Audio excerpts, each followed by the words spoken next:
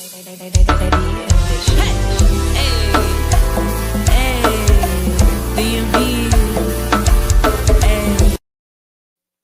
hey, hey, it's Wednesday, everyone, and I am here. This is your girl, Talks with Top Notch, and I have a very special guest on tonight. And who do we have on tonight? Yes, Rosalind Harper. We do have Rosalind Harper on tonight, and we're about to conduct the interview with Rosalind Harper, guys. Who is Rosalind Harper? Rosalind Harper is a few people. First of all, I want to shout out you, April, because you are representing autism, and it is so amazing what you guys have done this month for autism. And I want to shout that out first and foremost. I love it. Yes, yes. But first of all, Rosalind Harper is a sister. She's an auntie. She is a businesswoman. She is a medical coder. She is a real estate settlement officer. Just a few of those things. And and I say we because being a medical coder has come a long way. And right now, this is who I'm representing. Okay, we represent that way. I love it. I Mhm. love it. What made you decide to become a medical coder, Rosalind? During the 2007 2008 real estate bubble that happened where the prices of houses went all the way up and then everything just popped. I could not take the market going up and down doing real estate settlements because one month you'd have a certain dollar that was up here and then the next month it would be down here looking for money to spend on groceries. So I said, what else can I do? And I looked into several things. I looked into being a nurse, Yeah. but that wasn't my calling. I wanted to be on the administrative side. And I found medical coding. I found it medical coding and the story behind it, not and tell me if I'm talking too No, much or you're something. fine. Tell your story. The story behind it, I went to Maryland Workforce Exchange. Mhm. Maryland Workforce Exchange was giving grants to send you to school, and you could pick out a number of different career paths. And I came across medical coding. They gave $5,000 for me to go to school. I went to a brick and mortar. Not that I learned a lot there, but I learned that there were other avenues to learn this career. I did that, and then I also started to research about medical coding and doing it online, Okay. and that's where I found my niche. Okay. All right. Well, thank you. Mhm, mhm. How long did you have to train to become a medical coder? I started in 2010. Oh, okay. I did not pass the exam Okay. It happened. until 2016. Okay. The exam is 5 hour was at the time that I took it, 5 hours and 40 minutes. And it took me 11 times. Okay. But the biggest thing is I didn't give up because I knew I wanted this. And that's what I want to tell people. Don't give up. Even when your naysayers are saying, well, maybe you should not do this. Maybe you need to do something else.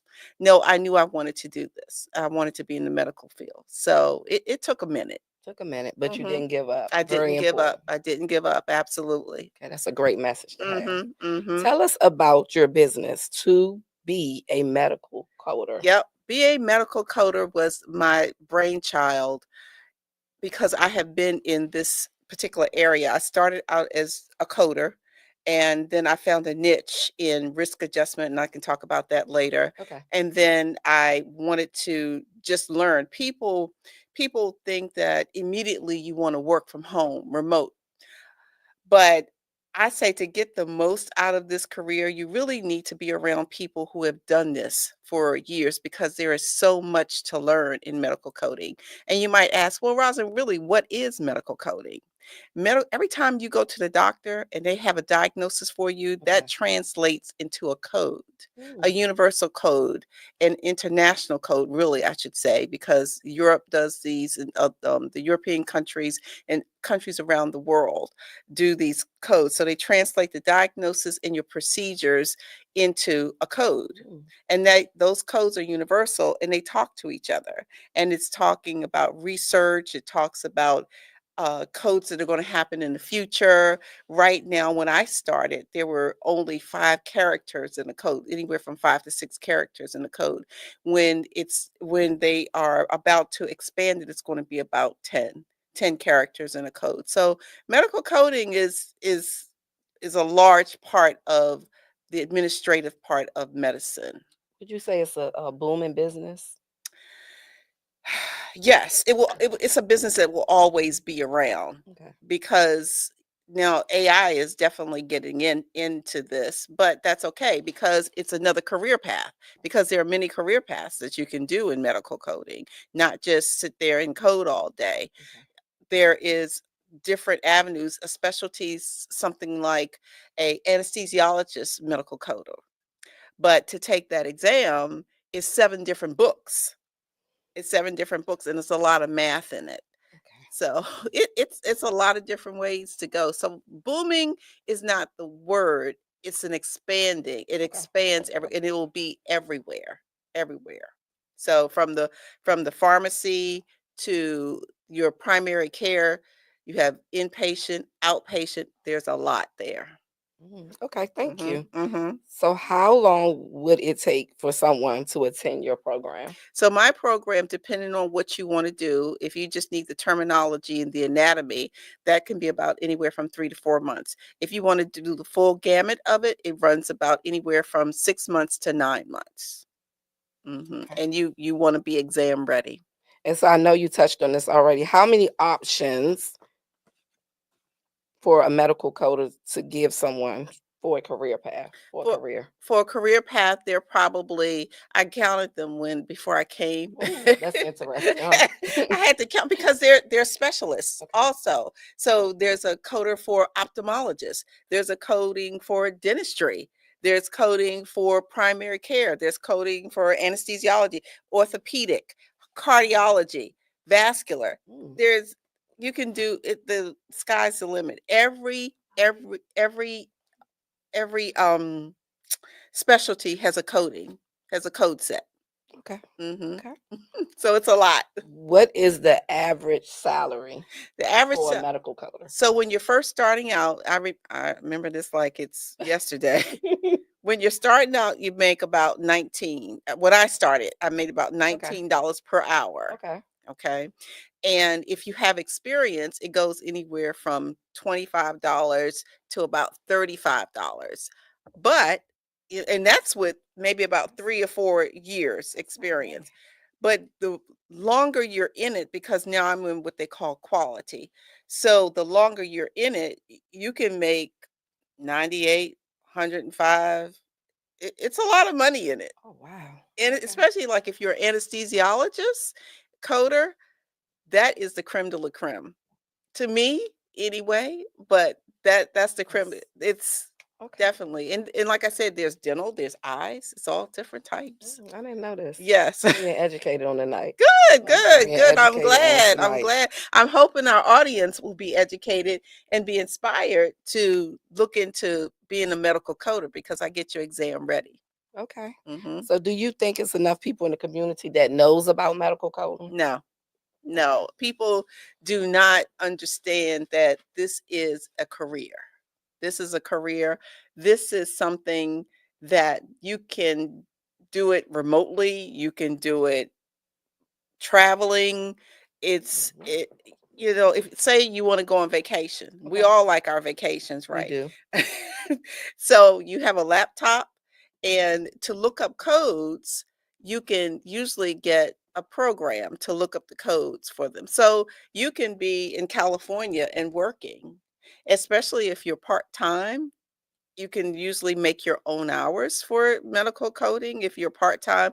Some of them now are kind of transitioning, especially if you're inpatient, they're transitioning back into being on site, but they're flexible. These days, the coding community and the coding people who are hiring remote people because my one of my bosses is in North Carolina. Oh, that's wow. She's Cool. she's she's in North Carolina. So the idea of me working from home, but I also see providers every day. I educate providers. So it's a career that's flexible. When you say educate providers, you mean in the coding or what codes need to be used? Yep. Or can you go into more details about that? So documentation and coding, or we say coding and documentation, is something that the doctors don't learn in medical school. They don't learn that in medical school. And a prime example would be the doctors have a protocol of documenting patient has a history of hypertension or diabetes. Well, that's not the proper way to document it because history of means it no longer exists. And I go in and I try to educate them, and I learn too. Every time I go into a provider's office, they teach me something different and they teach me something. I'm like, oh, okay, I didn't know that. Okay. So I go in and show them how to document properly to get that claim that they're going to submit to the payer. The payer is United Healthcare or Blue Cross Blue Shield or Kaiser. They're the payers who are going to pay out that money so that they can get paid on that claim. Okay. Mhm. Thank you. Mhm. You're welcome. Thank you. How can someone in the community reach you if they are interested in the service you provide? So they can reach me one through my email, and that's rhcoder2012 at gmail.com, or call me at 301 789 8277. That's easy. Are you having any upcoming events regarding your business? So I always have events because I want to keep people educated all the time. So anytime I get I said audience of 5, I'll do a seminar to show them the books that they're going to need, the monies that's going to be put out. And I'm gonna just show Yeah. a Give quick us a book, glance. just a little glance, a study guide that they're going to need. They're going to need the information. This is my training manual because I am a certified educator for one of the entities, Okay. which is AAPC, that's the American Association of Professional Coders, or you can get your credentials from AHIMA, the American Health Information Management Association. Okay. So there are two different sets of recognized credentials out there. And so when I get a party of 5, I always want to give them the information up front so they'll understand this is not a cheap business because one, you have to join AAPC, you have to pay for your books, the exam costs, and I try to have my costs included in all that so it's not piecemealing them of monies. So that being said, do you know what would be a cost for the whole package? Like, So the whole package, if they're coming through me to learn how to do medical coding, it's 3,500. okay. It's 3,500. If they want special tutoring, because I do special tutoring for people who are having problems with the particular area. So I focus in on, okay, what's the problem? Where why aren't you passing the exam? I try to hone in on just that. Or if they just need medical terminology and anatomy, I also specialize in that.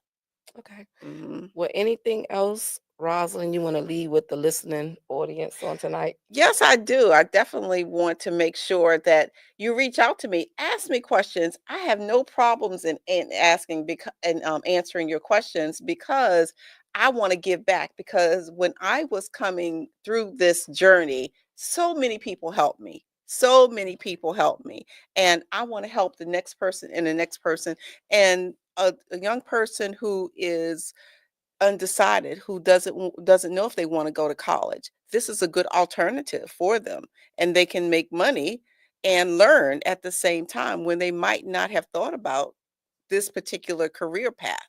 I love it. I absolutely love it. Well, thank you, Rosalind, for coming on tonight and sharing and educating us about medical coding. I really I have appreciate a you. newfound love for it now. I'm Yes. glad that you came on the show tonight. I Yes. appreciate you conducting this interview with us. Yes. Well, guys, this wraps it up for us on Talks with Top Notch. Get connected, reach out, and we're out.